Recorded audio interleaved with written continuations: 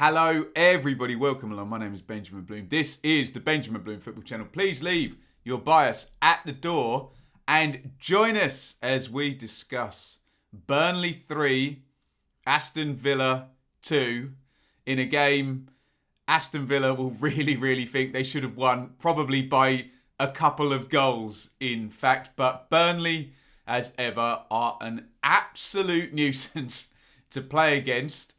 They're in really good form, and if you don't put your chances away against Burnley, you're only ever a quick set play or well-formed counter-attack away from conceding.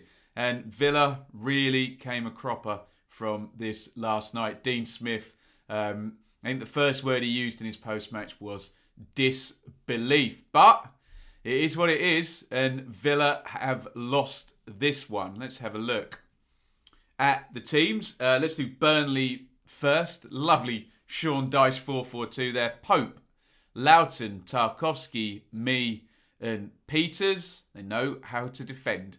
McNeil, Brownhill, Westwood, Brady are the four across the middle, with Rodriguez and Wood up top. And you don't need me to tell you, that is a team, like I said, with power, physicality, a strong team shape that knows what they're doing, that doesn't try to be anything that they're not. It's a different approach than Villa have taken in the Premier League. But how long have Burnley been in the Premier League? It really has worked for them.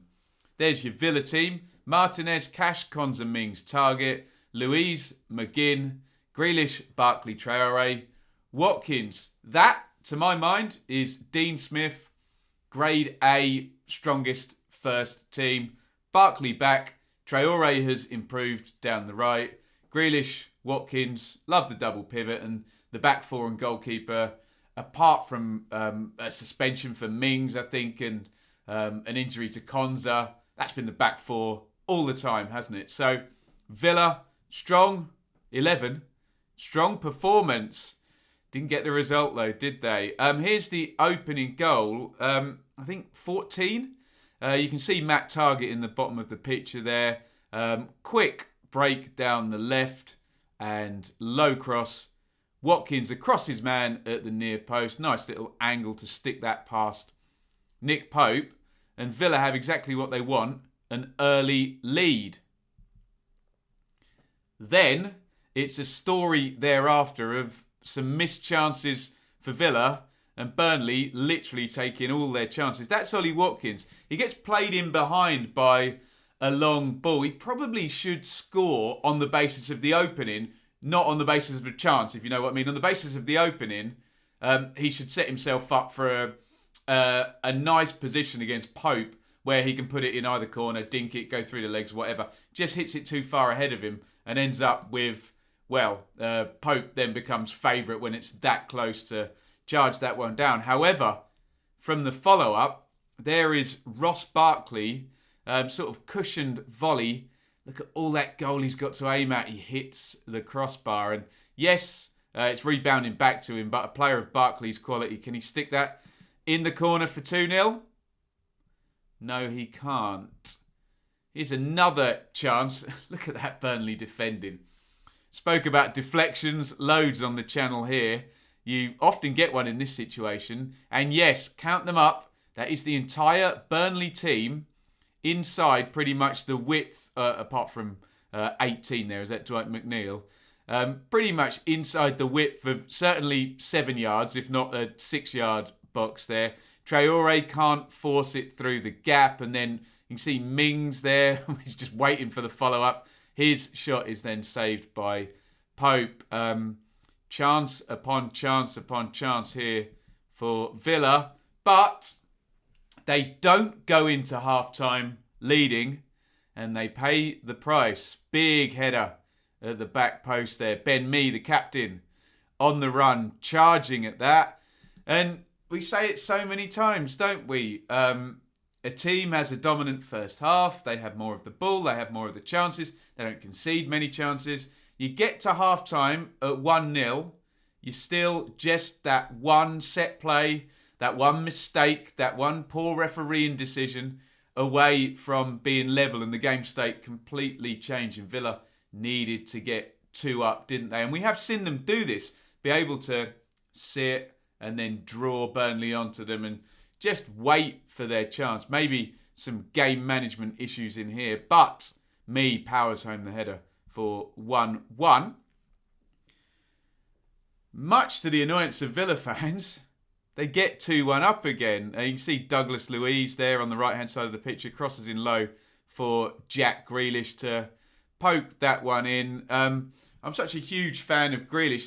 The thing that struck me when I was watching this goal was I did West Brom and Man City yesterday, and come to whatever conclusion what you want from this comment, but Grealish is the type of player who would be quite adept with his skill set at playing for an elite club, where you get that low block and you see some of the things he does where he stops on the edge of the box and everyone's back. That's how teams play against top 4 clubs and Champions League clubs constantly. And can he dribble or find the pass or find the 1-2 and finish? Well, yeah, who knows what the ceiling is for Mr. Grealish. Another goal for him this season. He's certainly delivering. 2-1. You'd think Villa now, okay, dominant, take the lead, concede maybe against the run of play from a set play. Right, go on and win the game now. No. And I mean, what a muggy goal as well. That's Dwight McNeil. I mean, in deference to him, he does the right thing. And to give credit to Burnley, look, there's 4 players getting into the box there. But it's a cross. McNeil hits that one across. And Emi Martinez, we've seen it so many times. The keeper, if he's expecting a shot there, he saves this, all ends up. However, he doesn't. He expects the cross, so he just resets and positions himself for the ball to change direction within that 6-yard box, but it doesn't. And then Martinez is in totally the wrong position with the ball headed for the corner and it flies in. I mean, what do you say? Do you say lucky goal? Do you put a little bit of blame on Martinez there? He couldn't have expected it, but hey, my God, maddening, as I say, if you're a Villa fan. It's a set play and a cross that's gone in. And it's 2-2 despite all those Villa chances. And then, of course, can it get worse? Absolutely it can. Now, we do need to give some credit here because this is Chris Wood. It's an absolutely brilliant header. Standing jump there, pressure on him. And Martinez well positioned. Look where he puts it. Wow. Guides that one right into the corner. So we do have to give some credit for a bit of individual quality from Chris Wood there. That's a brilliant header, but by God, when you look at the numbers we're about to look at, statistics during the game, and pretty much anyone that watched the game, we were doing a stream yesterday and had comments at half-time, oh, Villa should be 3-0 up, they should be away and clear. No, that is 3-2 to Burnley, and Villa go under at Turf Moor. And my God, have a look at those numbers down the side. 62% possession Villa. 18 shots to 10. 10 shots on target. We rarely get double figures on the shots on target, don't we? 5 for Burnley. 4 corners to 2. But here's the horrible cringeworthy one. I don't so much use XG these days. People just get too emotional about it for some reason. Can't cope with probability being used. We do use big chances in SofaScore. Always use just one source so we get some comparison between the data. 5 big chances to 1. Big chances, I always say, are revealing, and we all understand 5 big chances to 1. You should be winning the game if your penalty box play is decent. Villa did not. Okay, they scored 2 of their big chances. Obviously, they've missed another 3 of them and then conceded from 2 crosses into the box that were headed in and a cross into the box that just went in. So it's just one of these days. The other thing I would draw your attention to is the attack momentum graph, which is quite good fun. I always talk about territory. Possession doesn't give away territory, does it? Because, like, to use the example of Fulham last year, Hector and Reeve just constantly passing between themselves. Yes, they're racking up possession, but no territory or danger. Attack momentum does give it to us, and look at that. It's just pretty much Villa, not just for the first half, but for the majority of the game. You can see there 76 and 79, the quick turnaround, that big green lump there for Burnley. But I think we all understand the narrative, and credit to Burnley, they've gone and won the game. I think even a staunch Burnley fan would accept, well, on another day, we lose this one, and things have gone our way a little bit today. There is the league table. Burnley are in rare old form, aren't they? They've been decent now for a good couple of months, haven't they? A really slow start from them. Look at that, 3 wins in the last 5, 22 points, 9 clear of relegation. When for a wee while, they were propping up our dearly departed, keeping, I think it's Fulham at the time, actually out of the bottom 3. They're well clear of it now. They've been to Liverpool and won. They've just beaten Villa. They're in a nice little purple patch. And they look more like the Burnley that we've gotten used to over the years. What would they be called in business? Disruptive, wouldn't they? And I'm not in any way looking down on it. Good luck to them.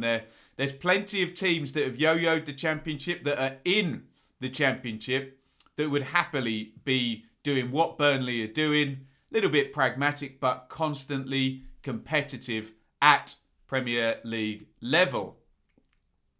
In terms of Villa, it's a bit frustrating now, isn't it?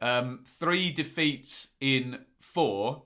The win was against Newcastle, and I think, if I'm remembering this correctly, was it the Brighton defeat before that, or am I going back too far? And maybe it's Manchester United and Manchester City. I'm struggling quite to remember with all their COVID losses, as in postponements, losses of actual fixtures, not losses of games. But I'm just looking at that Brighton game and that defeat there and this one here. And if Villa, who have been excellent this season, do want to get top half, just a couple of little erratic results in games where you feel, oh, come on, they did enough to win that, and they haven't come away with the 3 points. It's no coincidence as well, because Brighton, not to the same extent Burnley didn't quite have the same physicality, but they're very cautious, aren't they? And they do sit in with a sort of 3 at the back and the wing-backs tucked back and double pivot in front. And that's what Villa have come a cropper against. So it's all very well having the possession. You've got to have that bit of extra quality now and that bit more ruthlessness if Villa want to maintain their top half status. They're only at 18 games, Villa. 29 points. Big picture, they're doing very, very well. It would be a great shame, though, from a Villa point of view, and I'm sure their fans would agree, if this good work, this recruitment that's built into this team with Barkley and Traore helping Grealish, Watkins has come in this season, it's settled along the back, isn't it? Martinez has been a good signing, McGinn a little bit further back. There's a lot of good work. You'd like to see that pay off. I mean, middle of the table would be fine, even if that was 12th or 13th. Love to see them get top half, wouldn't you? And just a bit of extra quality needed in a couple of these games. Let me know what you think down there in the comments.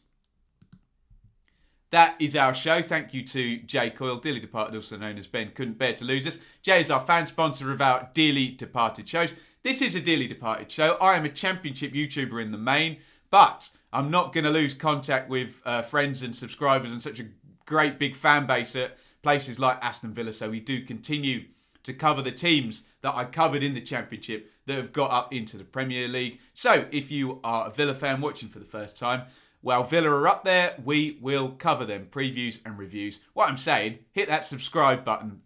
Should be some good content for you. If you are a Burnley fan, obviously, unless you go down and come back up, we won't be covering you. But I like to think we give a balanced view of your team. Credit for this win in slightly, advantageous circumstances. It went well for Burnley, didn't it, this game? But I would urge you also to hit the subscribe button. Hopefully we try and give a little bit more balanced and neutral, reasoned comment. Love the Villa fan channels and the Leeds fan channels and Fulham and West Brom, Sheffield United. But there is always that inward hope rather than necessarily a completely balanced outlook, which I try to give I sometimes don't succeed, but I try my absolute best. Hit the subscribe button is what I'm saying. And with all of that being said, thank you very, very much for watching. I've tried to go individual on the games this dearly departed game week just to get a bit more focus on specific clubs. So I've already done West Brom, Man City and Leeds, Newcastle and Sheffield United, Manchester United. Stay tuned for Fulham and Brighton, although no goals to talk about in that one. With all of that being said, thank you very much for watching, and it's over and out. Thank you so much for watching. If you enjoyed this video, please hit the like button to see more videos from this channel. Hit the subscribe button and to be notified every time we upload. Ring the bell for those notifications to come through on your device. If you really want to support the channel and me as a content creator, I will be eternally grateful if you head over to the merch store and grab something, or support over on Patreon, patreon.com/Benjamin Bloom. Thank you for your time. Go and watch another video.